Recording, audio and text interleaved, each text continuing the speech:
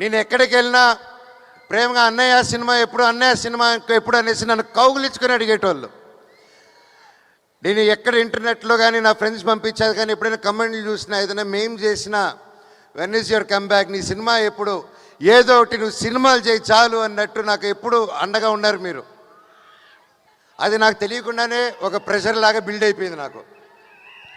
ఏది చేద్దాం ఇది చేద్దామా అది చేద్దామా అని.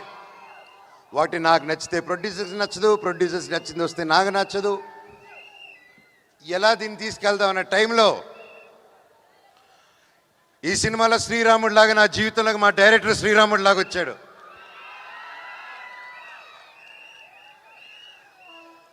వచ్చి కథ చెప్పిన వెంటనే ఆయన కాలు మీద పడాలనిపించింది. కాకపోతే ఆయన వయసులో చిన్నాడు గట్టిగా కౌలు ఇచ్చుకొని, సార్ ఎలాగ ఆలోచించారు ఇంత గొప్ప script. I was really happy.